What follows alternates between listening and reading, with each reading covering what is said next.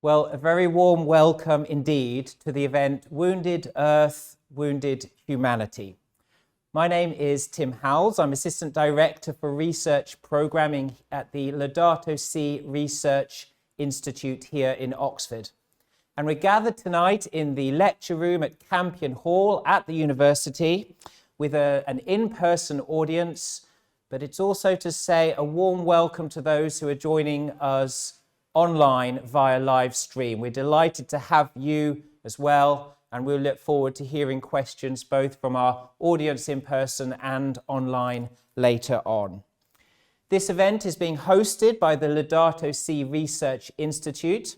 The LSRI, based here at Campion Hall, is a transdisciplinary research institute addressing the socio-ecological crisis that we face today. But our aim tonight is to celebrate the launch of two new books that we believe represent important contributions to theology, philosophy, ethics, anthropology, and evolutionary science.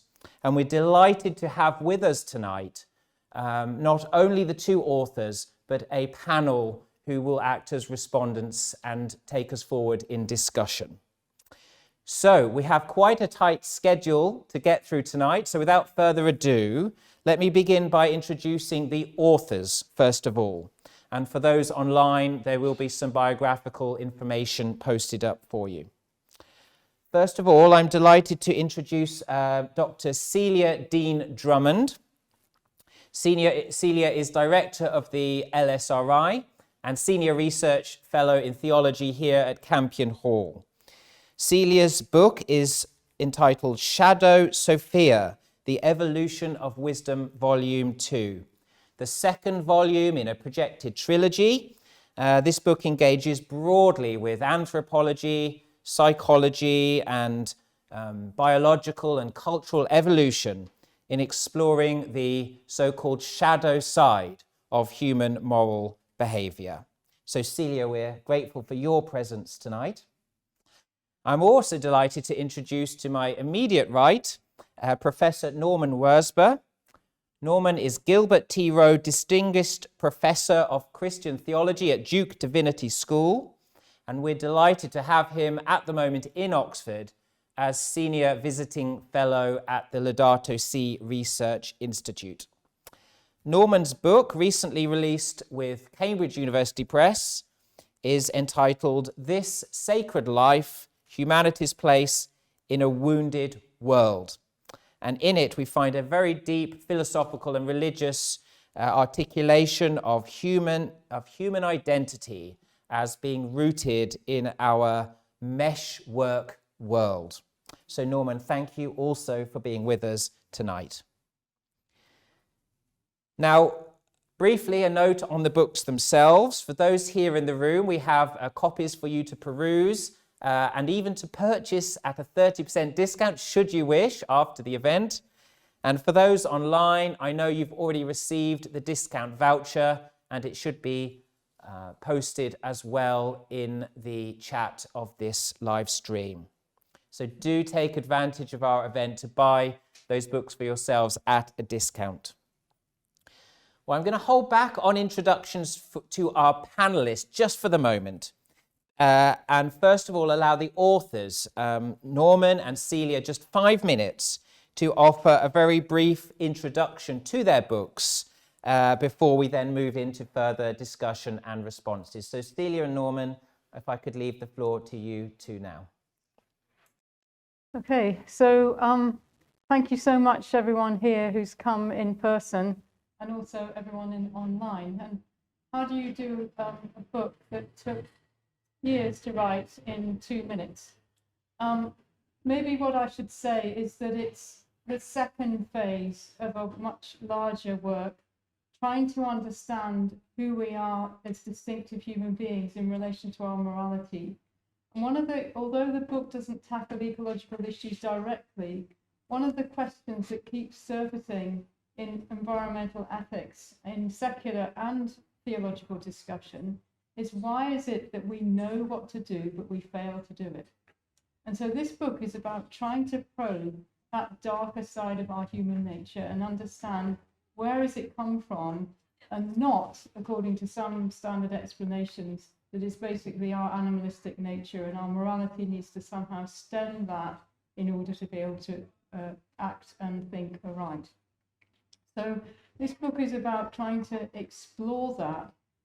It's also engaging with evolutionary anthropology as well as animal ethology and psychology. And it's trying to understand it through looking at what you could call the classic understandings of the different vices. And one of the conclusions I came to in this book, although the panelists may disagree, was many of our vices are actually distinctively human, because they are distortions of the very virtues that are unique, or at least distinctive for who we are as human beings. And so therefore this provides another argument that we cannot simply say, think that our morality is added on to our bestial human nature and is in a sort of controlling sense. And so I didn't want to write this book, but I felt compelled to write it. And it comes as a sequel to the first book, where I didn't really tackle the darker side of evil or human nature much at all. But for many different reasons, I thought I cannot avoid this question. We need to face up to that shadow side. And just as I finished and the ink was getting dry on my pen, virtually speaking, COVID-19 broke out. And we all know what situation we're in at the moment. So I feel that this book, although quite dense and technical, is highly relevant for the context that we find ourselves in. We simply have to learn how is it that we as humans act in the way that we do, and often so atrociously and so seemingly irrationally. So with that, I'll say thank you very much. Hand over to you. All right. Well, thank you also for being here.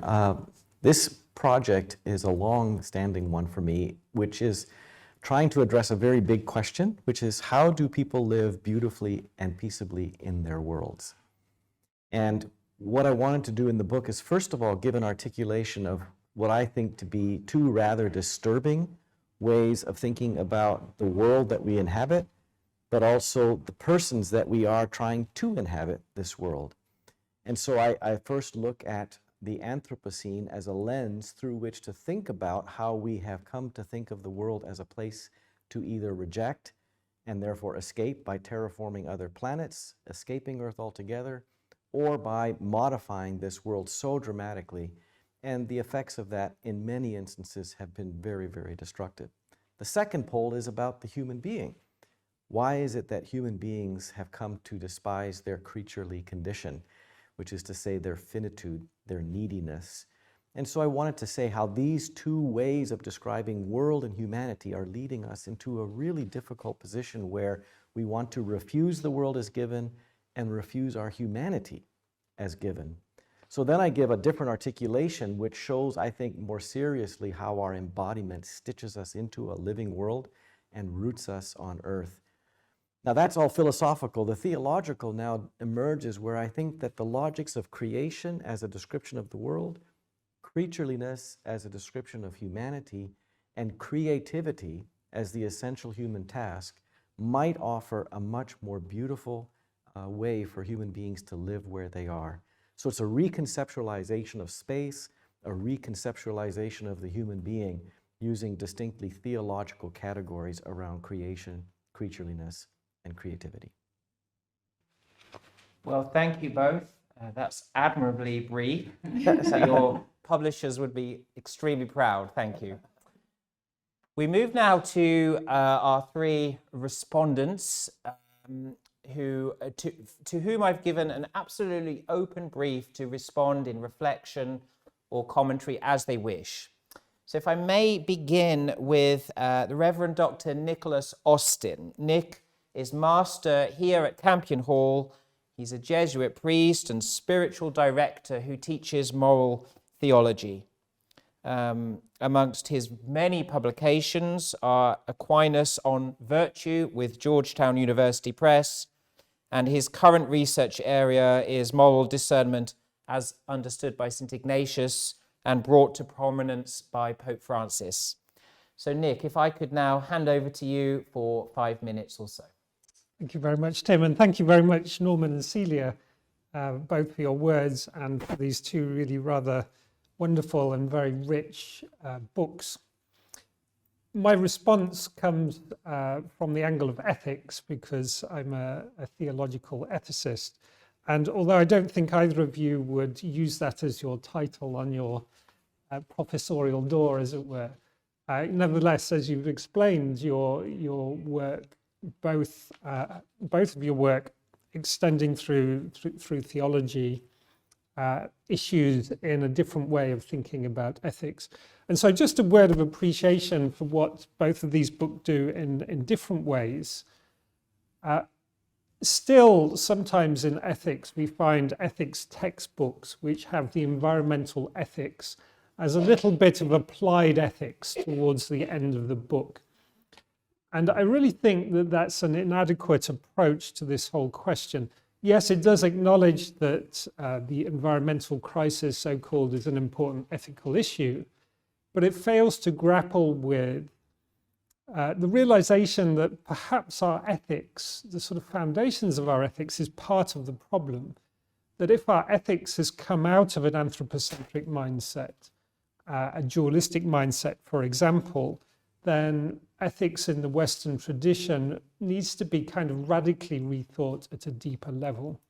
I'm particularly interested in the virtues, and sometimes you find ecological ethicists inventing new ecological virtues.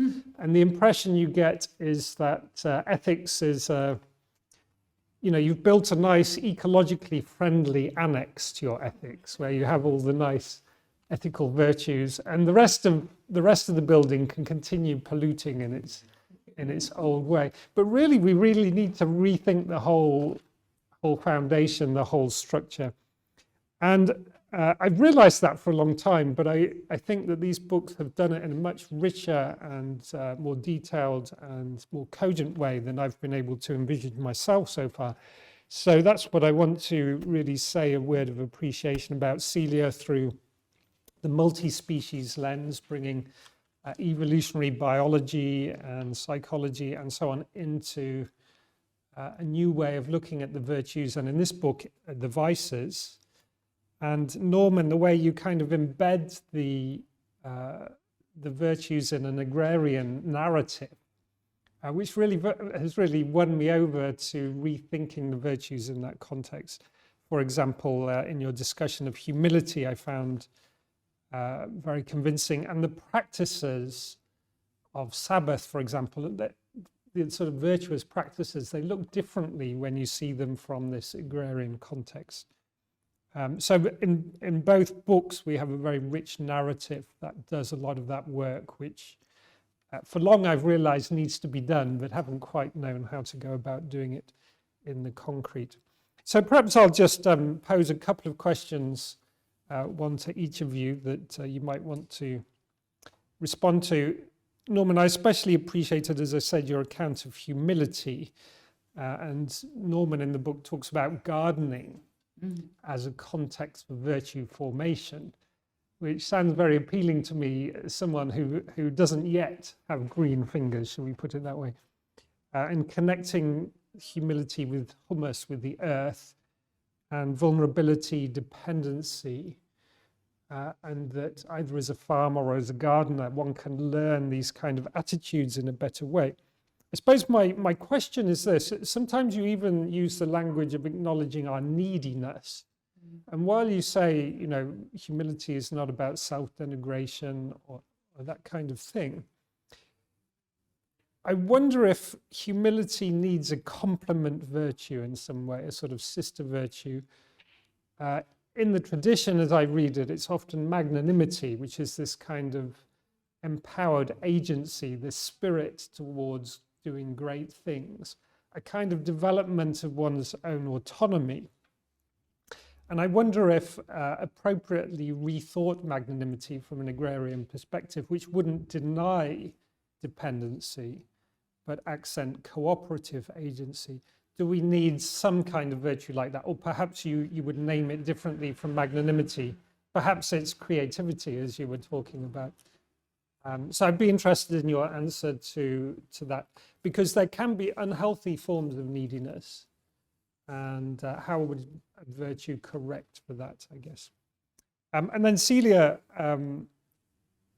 the discussion on, I think, again, I've been very convinced by this new approach to the virtues, which comes through the multi-species lens, through evolutionary biology especially. And one chapter where that's especially clear is the chapter on lying. And when you've looked at deception in animal behavior, you come to the ethics slightly differently after that narrative. And you insist that morality, to coin a phrase, perhaps adapting a phrase from the tradition, morality builds on nature without taking it away. But I was wondering how you see that relation between human nature, how would you say human morality and its foundations in animal behavior. If you could expand on that a little bit, how morality builds on without replacing animal nature, as it were. Well, Nick, thank you very much indeed. Now, if you don't mind questions in your mind, but now I'll mediate those back to you later on. But thank you for framing those issues so well for us. I'd like, if I may, to move on to our next respondent now. We're glad to have the Reverend Charlotte Bannister Parker with us. Charlotte, thank you for joining us tonight. Charlotte is associate priest at the University Church here in Oxford. Prior to ordination in Anglican orders, she worked as a producer on documentaries concerning development and environmental issues. And Charlotte even co-founded the charity Learning for Life, which supports educational programs in Asia. Charlotte's involved with many social and environmentally orientated programs within the Diocese of Oxford and elsewhere. And as well as her ministerial responsibilities, is currently a doctoral candidate at the School of Theology, Boston University. And Charlotte's a great friend to us here at the Laudato Si Research Institute, where she serves also as research associate. So Charlotte, if I can, in the same way, hand over to you for some reflections. Thank you so much, Timothy, and it's a huge honour and privilege to be here this evening, and even more an honour and privilege to have read these amazing and inspiring works. What I'd like to reflect on tonight is the fact that both of them were written when we weren't quite in the situation that we are this evening and in the world that we are being presented with. And so the question that Celia brings up about the nature and root of evil and human destructiveness could not be more critical or pertinent to what we face right now. And then, of course, the themes that Norman raises around the earth and the protection of the earth as we see it actually being destroyed and shelled at this moment also means that tonight, I think, is an extremely important evening for discussing things that we're facing at this moment. I'm reminded of the words of Rabindranath Tagore that said, "Let us not pray to be sheltered from dangers, but to be fearless when facing them." And I think both of your works challenge us to look, and were written around, though Celia says, not in complete response to the ecological crisis that we are facing. And it's not unusual to hear the words of the IPCC report that only came out 10 days ago not being on our airwaves. Because one of the problems is the actual words of what is facing us, even though we're in a situation of a crisis and a war, are in some ways too overwhelming for human beings to really adequately respond to. So if we just take one line from the IPCC chair's report, it shows that climate change is a grave and mounting threat to our well-being and a healthy planet. Our actions today will shape how people adapt and nature responds to this increasing climate risk. The world faces unavoidable multi-climate hazards over the next 2 decades. So while we're in this horrific humanitarian situation where we have the biggest migrant issue and refugee problem facing Europe since the Second World War, we have this other huge global issue of climate change, global warming, destruction of our planet, which is not a narrative that humans seem to be able to grasp or respond to, which is perhaps a theme behind Celia's book. What is wrong with us, and why is our nature unable to face this? So this essential question, Celia, that you raise about how we act in atrocious ways, because essentially the destruction of our planet is atrocious, and why we are unable to basically escape the deepest roots of differences while trying to balance out virtue and teasing our ways through issues related to anger and our own pathology as human beings in reacting to this. And I wanted to just draw on some words of Desmond Tutu about evil, because I felt that he comes to mind here, even though we've lost him, as somebody who you would hope in this moment in time would be responding not just to the ecological crisis, but also to the impending war in Ukraine and also its ramifications throughout the world in Europe. And he says that evil, or said that evil, the evil we do to one another is much easier to see every day than the access of goodness and generosity that we do for one another in the suite of human history. But ultimately, this tally of history does not tell us whether God has a plan or a dream. It simply tells us to what extent we have chosen to heed God's call to become partners with God in realizing his dream. And Norman, this is where I felt that your work really came in, the wonderful way that you talked about the meshwork of life and our interdependency and our ability in a way to look at the world and interact in the world in a totally interdependent and interdependent way. And this comes back to basically integral ecology and also the possibility of how do we come and realize the need for eco-conversion. And I love the emphasis that you gave, which you mentioned, on raising our awareness to our rootedness in the earth. From dust we come, dust we will turn. How are we actually human beings embodied in this earth, in this planet, working together to care for it? So I know that my time is up, but I just wanted to end with the question about moving from ideally being green to actually being green. What happens in that space, ethically, morally, psychologically, and also the neuroscience of our mental brains and networking. And there's a final quote I want to share with you tonight from Christiana Faragas, who was the UN Secretary General for climate change for 16 years.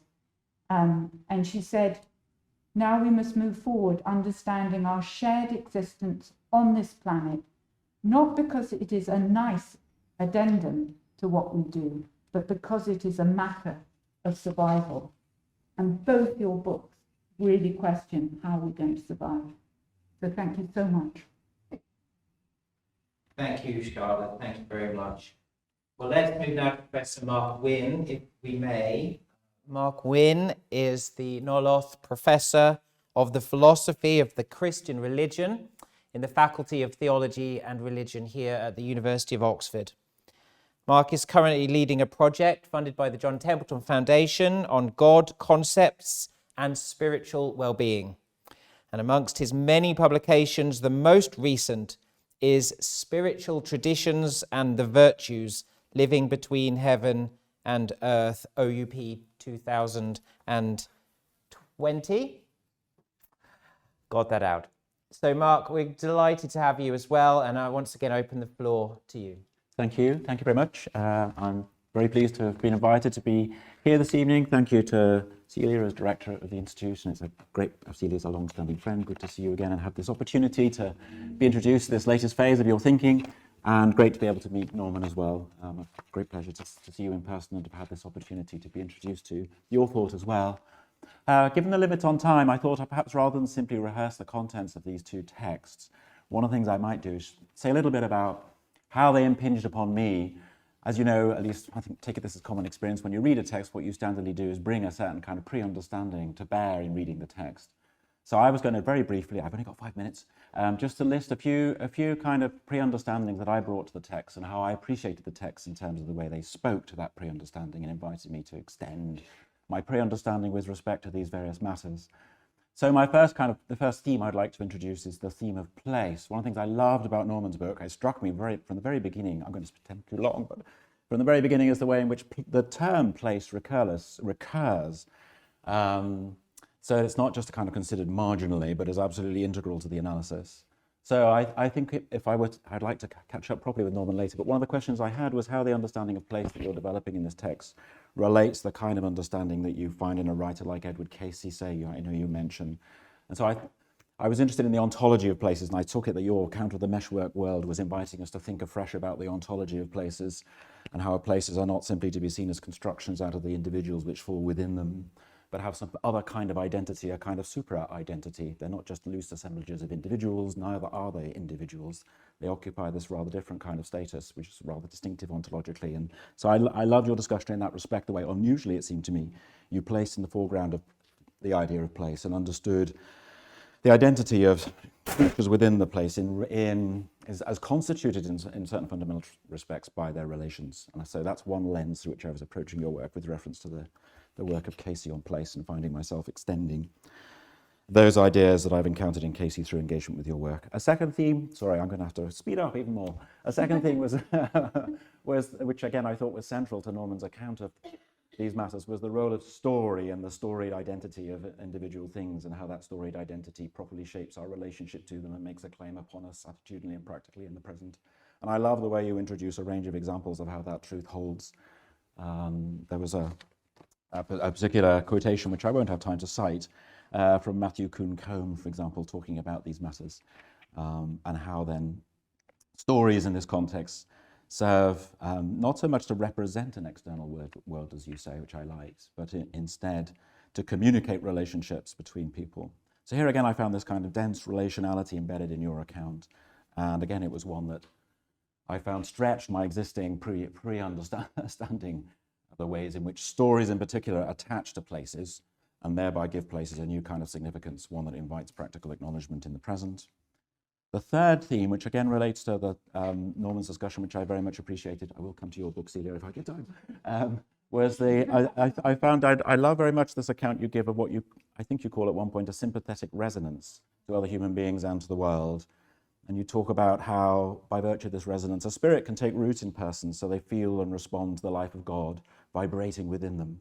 So I found that a deeply suggestive kind of theme. And again, the pre-understanding that I brought to bear in trying to get to grips with this phase of the book was, in this case, Thomas Aquinas' notion, I hesitate to say this in the presence of Nick because he will tell me I've got it completely wrong, but the notion of connaturality as it functions in Aquinas with respect in particular to the idea of wisdom as a gift of the Holy Spirit. It seemed to me that the themes you're developing there, at least for me, echoed rather Aquinas' account of how it is there can be a kind of wisdom that doesn't involve argumentation, but instead involves an immediate felt responsiveness to the relevant subject matter, which draws out the appropriate judgments about how to live with respect to that subject matter on that basis.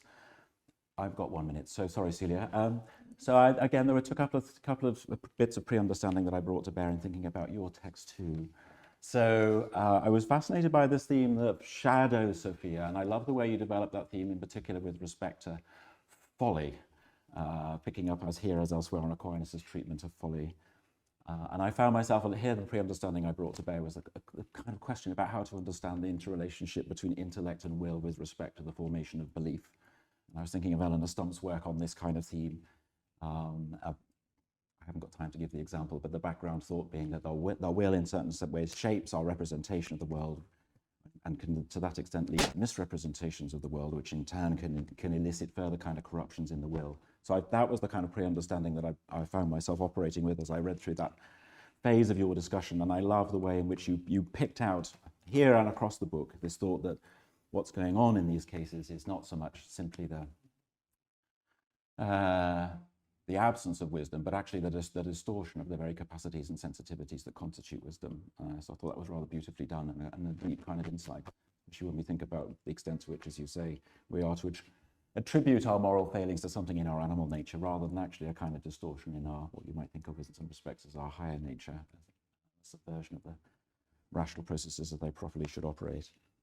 Very briefly, again, I haven't got time to go into the theme, but I love throughout the book your densely described account of various vices, your densely described of various ways in which human responses can go wrong. And in the background here, my pre-understanding had to do with the notion of the illative sense as it operates in human. It seems to me this will be another kind of context in principle where you could, it seems to me you could see your discussion as speaking into this further intellectual context where the illative sense has to do with not simply being acquainted with the relevant facts, but having a sense of how it is they hang together as a kind of integrative form of understanding which sees the relative weight that should be assigned to each of the considerations that are relevant to a particular practical judgment. So I loved your book for that reason too, the way in which you displayed, it seemed to me over and over again, the possibility of a certain kind of failure which arises insofar as there are so many considerations, complexly related considerations in play in these situations of moral choice. So thank you both for applying pressure to and further extending the pre-understanding that I brought to bear in my approach to the books in those 5 respects. Thank you. Thank you. Well, thank you, Mark. We move now into a time of discussion between ourselves here on the stage. I think the best way to do this, and by the way, for those online, do please be thinking now of your questions because we'll be coming to a time when we can feed those into you soon. Let's do it this way. I'll frame one of the questions that came here to Celia and Norman, and then we'll see how the discussion unfolds in an organic way. So I think Nick, at the beginning there, talked about environmental sensibilities sometimes being held back in the annex of, we might say the postscript of moral theological tomes. We're now bringing this out. One of the things that I think both your books do is situate human agency in a broader or more dispersed framework in terms of deep history, perhaps in Celia's book, and in Norman's case, in this sort of immanent frame and earthbound human existence. Nick raised the question, though, of agency. Are we overly flattening human agency if we see ourselves in that context? How can we ally the humility that's needed with something that Nick described more like magnanimity? You might have other phrases. Norman, do you want to start and then we'll see how it... No, I think agency is a really wonderful way to enter into the question. I think we have been working with a highly distortive, anemic description of what we understand human beings to be. You know, Iris Murdoch wrote this wonderful essay years ago called Against Dryness, in which she talks about the sovereign self, typically male, typically white, standing apart from the world so as to control it from above. And that's such a false description of who we are as embodied beings, and as embodied beings who eat and drink and smell and hear. So our bodies are always receiving life from beyond ourselves, which is so important to stress. Embodiment becomes the fundamental way that we have to come into the question of agency. And this relates directly to what you were talking about, because in my account of humility, the thing that the self that Murdoch critiques doesn't allow for is this understanding of how much we need others. And so we become the kinds of beings who are not self-standing, self-enclosed, but always open receiving. And I use the language of conduit sometimes, that we are conduits. And the posture, and this is of course the humble posture, is to come with open hands to receive, but then not to close, because then you cease to be a conduit, right? So the corresponding or sisterly virtue, I like that term a great deal, would not just be to receive and be grateful, but to extend and share. So sharing, magnanimity, but also generosity is the word that I've gone to more and more. Because I think gratitude is very, very important, but I think it's like the spark that doesn't catch fire. Generosity means that gratitude has taken hold in you so that you now want to make your life an expression of gratitude in the good you try to do for others. So generosity, I think, would be the way I would describe the sisterly virtue for humility. Okay. Celia? Okay. Yes, thank you very much. I mean, all your questions are so rich. And I think that maybe I should say that the Shadow Sophia sort of builds on an integrated approach, which is actually quite analogous to Norman's book. So we're both very heavily influenced by Tim Ingold. So we're both, and we're actually writing a joint chapter together on Ingold in terms of our different understandings of how his significance for our work. And he's an ecological anthropologist. But at the same time, I think there's a tendency to think, what is it about human beings that makes us unique or separate somehow from the rest of creation? And that's been part of our human history. In other words, it's always, and one of the seminars I'm taking part in at Harvard in a few weeks' time is called "How Special Are Humans Anyway?" ? And so the evolutionary and the ecological sciences do tend to flatten that to a degree. But then you have to say, well, what is it, do we necessarily have to represent our humanity as over and against all these other beings? And so that's why I particularly like Norman's and my own approach, or argue for it, which is within a meshwork. At the same time, there are these, what you might call infused virtues, which is, in a sense, both all your questions anticipate the third volume, which is about what is still distinctive about humanity, while not losing that embeddedness in the natural world. And so I do go through all the infused virtues, including humility. I also talk about magnanimity. Gratitude is there as well, but it's a gratitude that's understood in the context of compassion and love. So, and also mercy as well, compassion and mercy. So, in other words, what are the extremes, as it were, that come out in relation to our religious sense in particular? Is there a sense in which our religious belief can enhance those naturally endowed things or not? And of course, language is important, and that's the difference between deception in the animal kingdom and lying, because language is the means through which it can be ramped up, and so you can have self-deception in a way that's unique for humanity. So there are layers, as it were, that, if you like, take us not away from our creaturely nature, but actually make it a particularly distinct way of being human, which means that we have more power than the other creatures, and why we're in the Anthropocene situation that we find ourselves in. So I don't think I would ever argue that there's a complete flattening. It's just that our distinctiveness has to be understood in the light of our enmeshed being, and also our distinct way of being religious can't lose that created being without actually losing something fundamental about what it means to be human. So all these sort of, I have concentrated on anthropology to a degree in the last in first two volumes, and I will be stretching out in the third one. And in a way, what Norman is doing in his book is anticipating some of the things that I hope to discuss in the final volume. But and the same with the other questions that were raised. But I've probably gone far too long, so I'll stop at this Nick, point. you raised the question of, I think, a public ethic. Is this an ethics here that can begin to bridge the gap to those, to the general public, and begin to speak to that ecological sensibility that we need? I think it can, and I think that when people hear the language of the virtues expressed in this, and the vices expressed in this way, you can't help but have a sort of experiential resonance with what's being talked about. And when that happens, then I think that you really communicate something essential about what it means to live a good human life.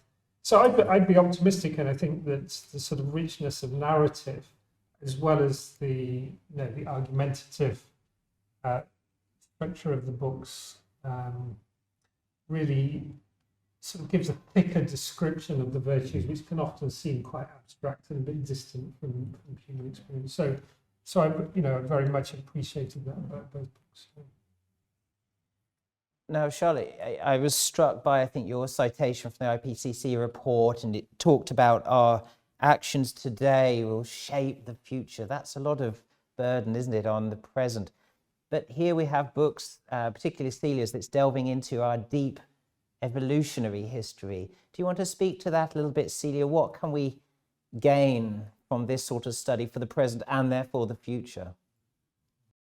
Yeah, I mean, this is a huge question, and the colleague that I work closely with, Augustin Fuentes, but now Penny Spikings, he's done some fascinating work on the ability to care for others in the distant past, including the way Neanderthals cared for the ill and injured and disabled in a quite remarkable way that was completely different from any other living creatures at the time, but in a way that allowed those communities to cement and withstand, or as a community, the trials that were around at the time, including massive climate change, threats to survival, and so on and so forth. So within that crucible of early human formation, if you will, our distinctive human capacities for cooperation, care, and compassion started to emerge.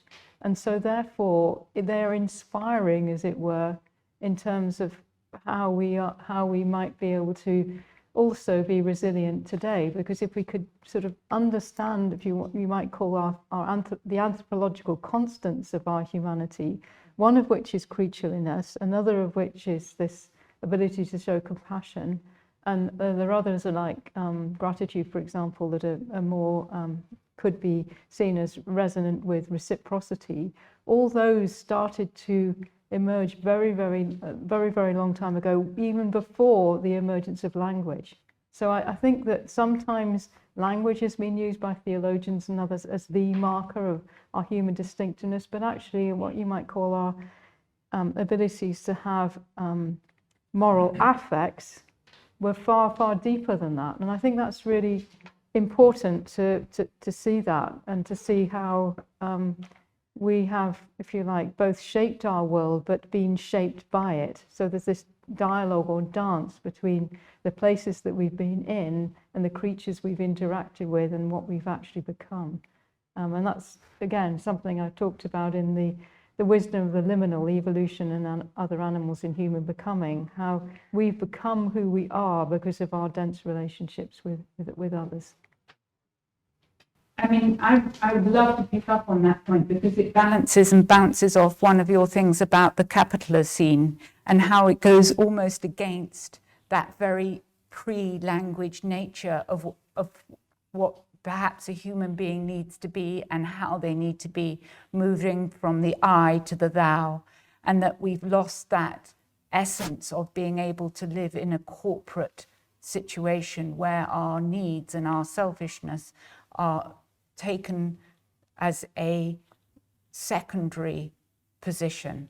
And so I thought that you responded in that way beautifully in talking about the collapse of the current situation, because we're not responding to that innate humanness. And you even give, Norman, this wonderful sense of us thinking about eating as a sacred act, and that once we take in something as daily as food, looking at it in a way where we give blessing for it and realizing it's a God-given gift, then our selfishness and individuality is taken out of a whole embodied process of sacred being. So I think that's a really nice connection there, which I thought both your books looked at. I think one thing that is important in the book I'm trying to articulate is that place is not simply a geographical location, right? So that every place has a deep history of the unfolding of so many life and geophysical processes that make possible any particular place as a dynamic, moving entity that we participate in. So that when we think about ourselves not as isolated, separate, cut off, but always part of this unfolding of this world in which we participate, that also extends our lives into the future, because we realize that we are in the building of our infrastructures, in the building of the economies, the political priorities that we want to advocate. We're also contributing to a future, so that we don't any longer act as if we're orphans in time, disconnected from a past, unable to enter a future. And so when we think about place not as simply a location, but as a temporally dynamic unfolding, then we can see ourselves in relation to a future and in relation to a past that is much thicker, much more morally and spiritually resonant. And I think this is something people are craving because they're feeling cut off. They don't think of ancestors as having had much to do with their existence, and they certainly are not able to see how their lives could be a blessing to future generations. Right? They don't think in those sorts of ways. It's a place introduces different temporality. And I wonder if, and Mark may want to come in here, if as we survey the contemporary political scene, we find contestations over territory, over belonging, over this is mine. But place gives us a different sort of angle into that. And I think, Mark, you were talking, weren't you, about this place as not external to ourselves, but enmeshed within us. No, absolutely. So I love this theme about, how did you put it? Places as temporally dynamic. Exactly, yes. I think that's, I think what you're talking about, I think, is the way in which places store up their histories in a certain fashion, so that the history is no longer just history, but in some fashion presented to us in the present, often in the form of a kind of epic and in the present. By virtue of having a particular history, our engagement with the place in the present should take a particular form if it's to give due acknowledgement to that history. So I think that's a very profound thought, that we're thinking about the ways in which human lives acquire this additional dimension of meaning, insofar as the history of a community is rendered in some fashion present to us, insofar as here we are in Oxford. I was just asking Nick before about the statue here of Edmund Campion. This is just one example. Oxford is, of course, a densely storied place.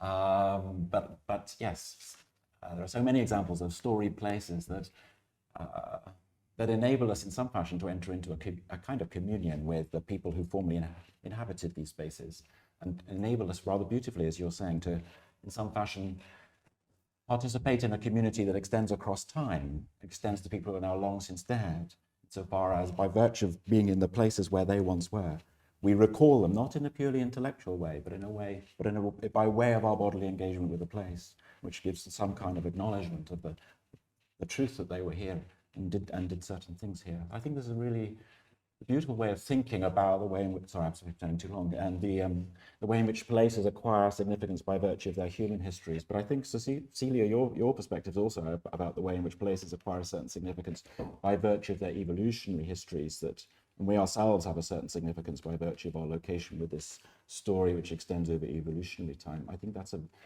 profound thing too, how our sense of ourselves and what it takes to relate appropriately to one another is going to be conditioned by our being located within this particular history, and bearing therefore a certain kind of storied identity in the present. Yeah. Just say one thing. I think you used the word community, which I think is so important. What if we were to be able to feel life as communion? Right? So one of the alternate terms that has been proposed for the Anthropocene is the Eremocene by Ed Wilson, which is the age of loneliness. So people feel cut off from their world, they feel cut off from others, they feel cut off from life. So a question for me would be, how do we help people appreciate that this reality that we call life is communion? What would that look like? That's, I think, a great question. So exciting. Both of your books, I think, are bringing out the sacramental dimension of the material order, the way in which meanings and significance are not just extrinsically attached to it by way of some process of projection, mental projection, but absolutely core to the identity of the material world. Good. Well, thank you all. So we've seen, out of these theological books, we're beginning to now get anthropology, psychology, maybe even a politics as well. We have just a few minutes left, so it's time for questions now from the audience as well as the online audience. So we may now be focusing back to Norman and Celia, if we may, although respondents, please feel free. So first of all, any questions? We've got Bishop Stephen, and then we'll have Laura after that. Yes. Thank you. Very stimulating conversation. I look forward to the books. I'd like to tease out the implications of what you're saying. Thank you very much. For public policy, the Lords Committee I'm part of is looking at behaviour change and climate at the moment.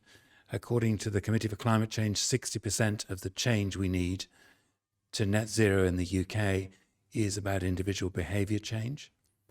The implications of what you're both saying seem to me from what you said that rather more rigorous legislation and external factors will need to be brought to bear in order to develop the kind of individual behaviour change if you're looking at the shadow side of behaviour or the networked and meshed relationships of human behaviour. I wonder if I could ask you to just expand briefly on the implications for societal behaviour change of the perspective you're bringing. So just for the online audience, a question there about societal change as well as individual change in the context of policy in particular. Oh, it's a great question. I think what's important to say is that in the history of environmentalism, and especially around climate change politics,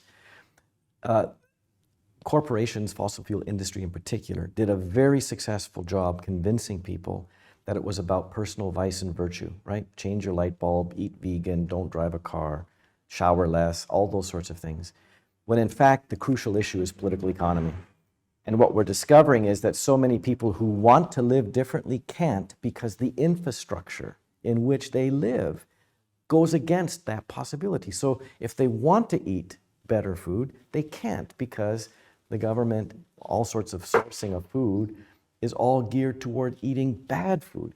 And we could say the same thing around energy grids, same thing about transportation networks, distribution networks. So I think the focus needs to shift dramatically away from personal vice and virtue, not because we don't need them, but because we need to address the political economy that will make possible people living in the kinds of virtuous ways that would be important. Okay, so my book on shadow Sophia doesn't just deal with individual vice, it also deals with the shadow side in structures and institutions. And so that's another distinctive aspect, if you like, of human communities. As they became more and more complex, then these other layers were sort of built on. But they also depend on individual decision makers as well, who have power in politics. We only need to look at Putin to see what one person can do in terms of shaping the course of history. So I think it's a combination of both encouragement to change, but at the different layers or levels. So what I was trying to do is look at that complexity in terms of layering and leveling. And perhaps we need to say to the policymakers, don't just focus on one issue, try and see it holistically in an integrated kind of way. So don't just tackle the issue of poverty, tackle poverty and ecology together. And so don't just look at one aspect, see what the implications are and start to develop what you might call the virtue of foresight, which is part of practical wisdom. Now, what I dealt with in this book was distortions of that practical wisdom. And one of the distortions is a presumption that what we're doing for an individual sort of sector is a wise act or a prudent act. And prudence has a sort of valence in the political literature to mean sort of watching my own back. But actually, the classic understanding of prudence was much more nuanced than that. It was about deliberation, judgment, and action, and understanding how all these three pieces work together. So how we act in policy making needs to understand both memoria, or understanding of our history, but also circumspection, that is, understanding what is actually the case. So, but in addition to that, we need to understand what anthropology is about. We need to understand human natures. And I think we've failed to do that. We've assumed that people are going to act in certain kinds of way, but it's actually more complicated than that. So one of the projects they're working on at the moment is trying to understand our human sociality and how we make communities of safety and communities of what triggers a breakdown into communities of fear. And I think there's been a lack of really public understanding of what triggers those things, what makes us resilient, what makes us fragmented.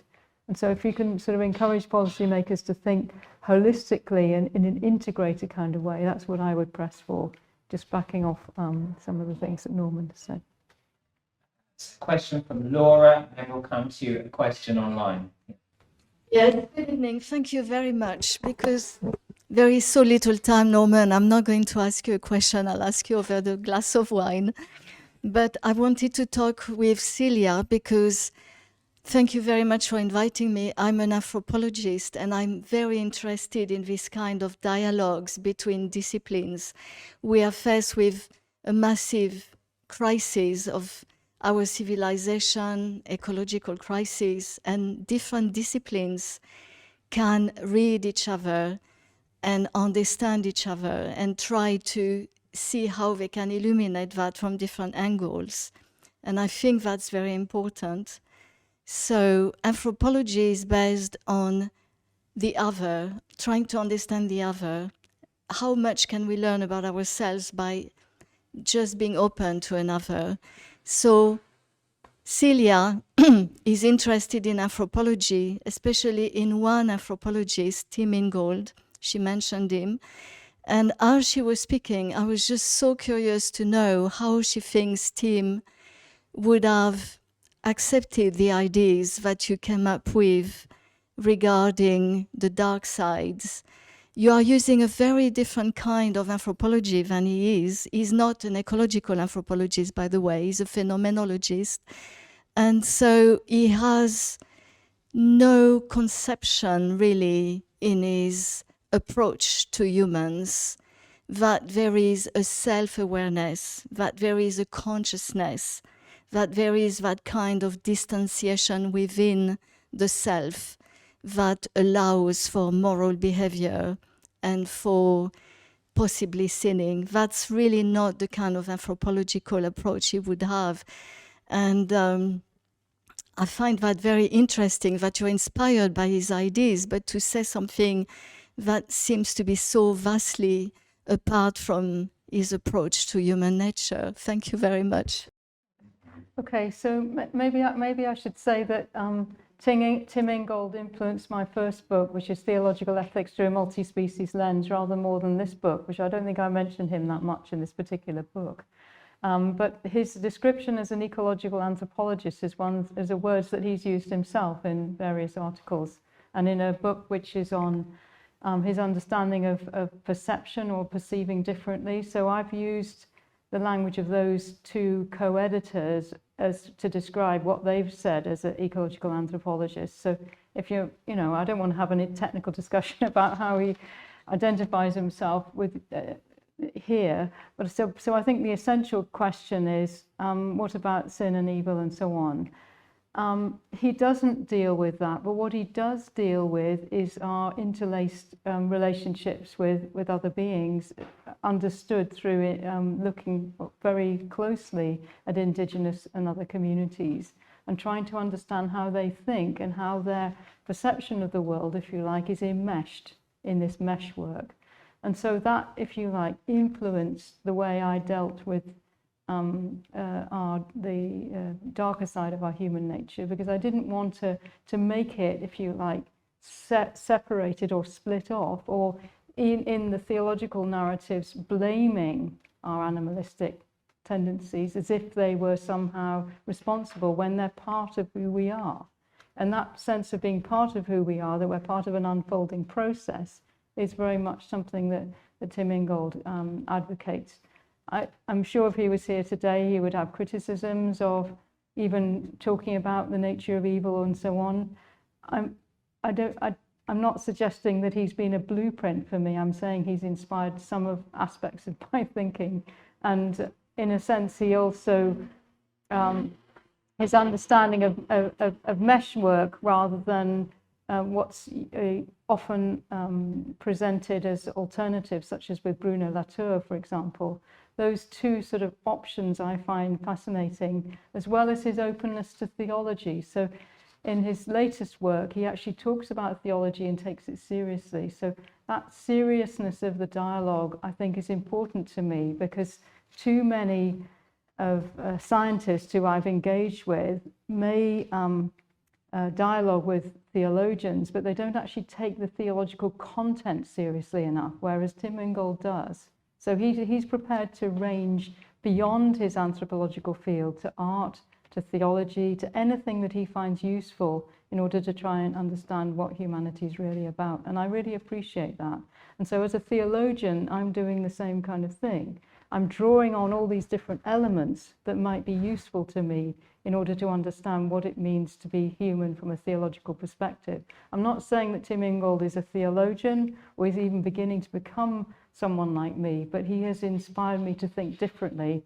And that, I think, is, if an author has done that, then, you know, he's influenced it, even if you end up in a very different place. Good. Well, time has really flown. I'm just going to allow Norman the final thought here as we close, if I may, because there is a question here online from Dan, who cites the Wendell Berry, that there is no unsacred place. There are only sacred places and desecrated places. So just in 30 seconds or so, can we really see our existence on this planet as sacred? Is that really, really possible for us, just as we close? I certainly hope so. I do think so. I think the thing that I want to recommend to people is to recall them to themselves and their places. I think because we live in a world which is so frantic, so frenetic, we lose the time that is necessary to attend to our embodied experience and to see how precious the bodies of ourselves and each other and the places that nurture us truly are. And so, it's a call to attention and a call to a kind of recognition of how the world that we live in is just saturated with gift upon gift. Well, thank you all. I'm sorry that we only scratched the surface there, but I hope it's given you some impetus to investigate these two books further. It really just remains now to say thank you to all who joined online. Thank you to our in-person audience. Thank you to Norman and Celia, our authors, and to Nick, Charlotte, and Mark. We really appreciate your input as well this evening. Do please take a moment to check out the work of the Laudato Si Research Institute online. We have lectures, events, seminars, and increasingly briefing papers available for you online to follow up many of these issues. And even last week, an excellent lecture on agrarian logic from Professor Norman Wirzba now available. So thank you again for your attention. And as we close the live stream now, I thank you all very much for joining us.